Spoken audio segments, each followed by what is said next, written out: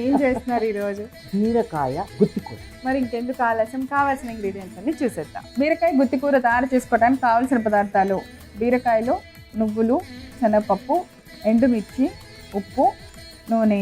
So అన్ని ingredients రెడీగా ఉన్నాయి. బీరకాయని గుత్తొంకాయ కోసినట్టు కోసారన్న. ఇది ఎట్లా అంటే పైన తొక్కు తీసేసి ఊరికి ఒక్క గణుపు పెట్టి, అంతేనా? ఒక్క గణుపు పెట్టి, ఒక్క గనుపు పెట్టారు. పెట్టేయడం. ఇదిగోండి పచ్చిశనగపప్పు, నువ్వులు, ఎండుమిరపకాయలు, కొబ్బరి, ఎండు కొబ్బరి పొడి చేసేయాలి.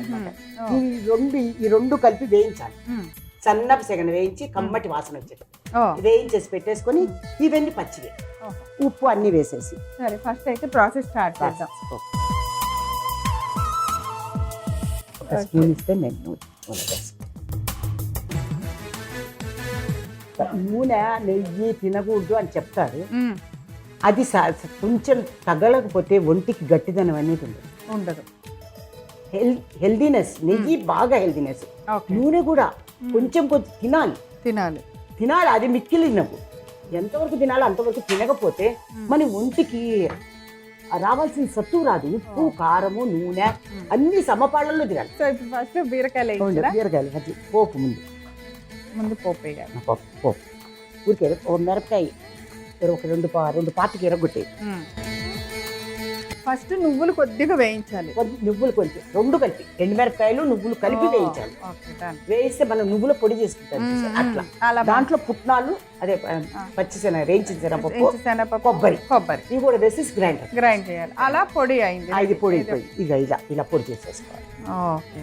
సో చూస్తున్నారు కదా, ఎండుమిర్చిని అలానే నువ్వుల్ని కొంచెం మంచిగా వేయించిన తర్వాత దానితో పాటుగా వేయించిన శనగపప్పు, ఎండు కొబ్బరిని కలిపి మిక్సీలో పొడి చేసి ఇది బీరకాయలో స్టఫ్ చేస్తాం మనం. అది వేయించినాక ఈ శనగపప్పు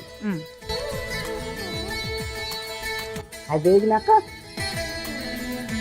ముక్కలన్నీ ఒక్కొక్కటిగా పెట్టేసి మూత పెడితే నీళ్లు వస్తాయి.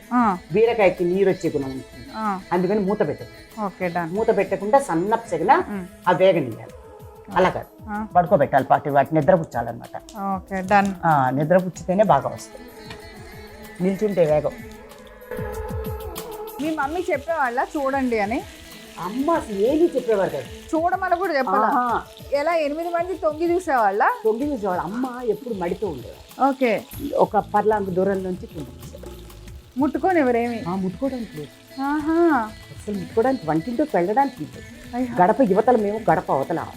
మీరు ఒక పని చేయండి, అమ్మ చేతి వంటని మిస్ అవ్వకుండా చూడండి. అంటే 2 వారాలు అక్క చెల్లెళ్ళు 8 మంది వచ్చారు. 8 మంది 8 రకాల వంటలు చేస్తున్నారు. అస్సలు మిస్ అవ్వద్దు. ఇక్కడ ఇంకొక ప్రత్యేకత ఏంటి, 8 మంది వంటగదికి గడప అవతల ఉండి వంట చూసి నేర్చుకున్న వాళ్ళే అనమాట. అసలు వంట గురించి చెప్పొద్దండి, వాళ్ళు ఏమి వండినా వాళ్ళ చేతుల్లో ఏముంటుందో నాకైతే అమృతంలా అనిపిస్తుంది. అందుకే అమ్మ చేతి వంటకి బతిలాడి తీసుకొచ్చా వీళ్ళు 8 మందిని లిటరల్గా. మీ అత్తగారు మెచ్చుకునే వాళ్ళ మిమ్మల్ని, మీరు ఇంత బాగా వంట చేస్తావే? చాలా ఇష్టపడేది. ఓహో, క్యాబేజ్ కూర చేస్తే పులిహార లాగా ఉండేది. వాళ్ళు చెప్తారు, అమ్మా కొంచెం పెదాలకి నూనె అంటుంది కానీ పులిహార లాగుందమ్మా మణి అని మా అత్తగారు. ఓహో, పెదాలకి నూనె, కొంచెం నూనె అంటుంది కానీ పులిహార లాగా చేసావు. అంటకూడదు నూనె. ఆ నూనె అంటకూడదు అంటే కొంచెం తక్కువ వేయాలి చెప్పకుండా. అదనమాట పెద్దవాళ్ళ లక్షణాలు. ఏంటంటే మనుషుల్ని నొప్పించకుండా అది మనం రిసీవ్ చేసుకునేటట్టు ఉంటుంది. కొంచెం పెదాలకి నూనె అంటుంది కానీ పులిహార లాగా ఉంది అనేది క్యాబేజ్ కూర వండితే. కానీ అమ్మ కొన్నిట్లలో నూనె పడకూడదు. బీరకాయలో కానీ, పొట్లకాయలో కానీ అట్లాంటి వాటిలో నూనె పడకూడదు. ఎందుకంటే అది దాంట్లో వాటర్ ఉంది. మిగతా వాటిల్లో నూనె వేయకపోతే కమ్మదనం రాదు, అస్సలు రాదు. ఇప్పుడు అంటే డైటింగ్లు అవన్నీ వచ్చినాయి కానీ ఒకప్పుడు ఇంత చక్కగా తిని అంత పని చేసుకునేవాళ్ళు. దంచేవాళ్ళు, విసిరేవాళ్ళు, నీళ్లు తోడేవాళ్ళు. సో ఇప్పుడు స్టవ్ ఆపాను. ఇలా బాగా ఎర్రగా వేయగాలి ప్రతి బీరకాయ. కొంచెం ఇలా వేగిన తర్వాత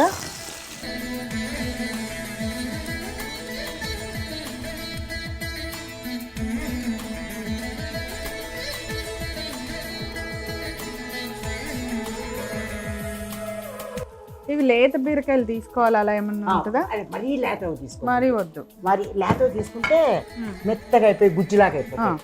అటు ఇటు కాకుండా కొంచెం ముదురు కాదు లేతవి కాదు, లేత అట్లా నార్మల్ ఇలా స్టఫ్ చేసుకోవాలి ఒక్కొక్కటి.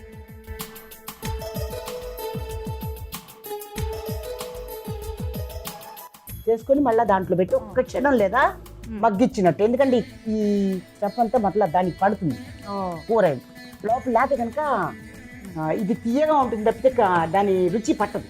అలాగే లోపలికి స్టఫ్ చేసేసి పెట్టుకోవాలి.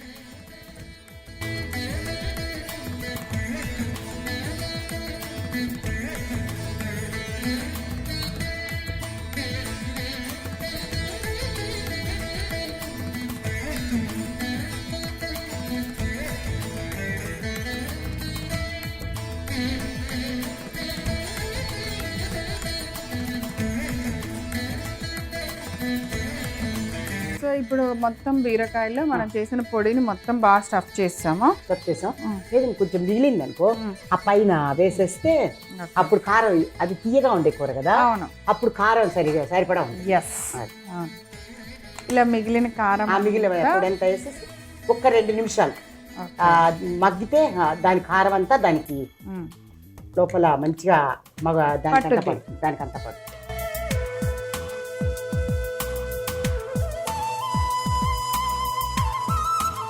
సర్వింగ్ ప్లేట్లో తీసేనా? ప్లేట్లో తీసే.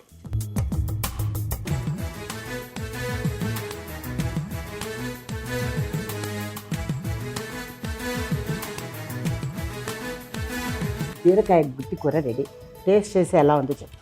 ఓకే, బీరకాయ గుత్తి కూర తయారు చేసుకోవడానికి కావాల్సిన పదార్థాలు: బీరకాయలు, నువ్వులు, శనగపప్పు, ఎండుమిర్చి, ఉప్పు, నూనె. బీరకాయ గుత్తి కూర తయారు చేసుకునే విధానం: ముందుగా స్టవ్ వెలిగించి పాన్ పెట్టి నూనె వేసుకోవాలి. నూనె వేడెక్కిన తర్వాత కొద్దిగా ఎండుమిర్చి వేసి, తర్వాత పచ్చిశనగపప్పు, జీలకర్ర ఇవన్నీ వేసి కొంచెం వేగనివ్వాలి. కట్ చేసుకున్న బీరకాయలన్నింటినీ ఆ తాలింపులో పెట్టి బాగా మగ్గనివ్వాలి. బీరకాయ వేగింది అనుకున్న తర్వాత స్టవ్ ఆఫ్ చేసి బీరకాయలన్నింటినీ ఒక ప్లేట్లోకి తీసుకొని ఈ తయారు చేసిన పౌడర్ని అన్ని బీరకాయల్లో స్టఫ్ చేసి నీట్గా మళ్ళీ స్టవ్ వెలిగించి అదే ప్యాన్లో పెట్టుకొని ఒక 2 నిమిషాల సేపు సిమ్లో పెట్టుకొని బాగా మగ్గనివ్వాలి. మిగిలిన పొడిని కూడా బీరకాయలన్నిటి మీద వేసుకొని ఒక్కొక్క బీరకాయలన్నింటినీ బాగా కలిపి ఒక ప్లేట్లోకి తీసి సర్వ్ చేయండి. అంతే, బీరకాయ గుత్తి కూర రెడీ.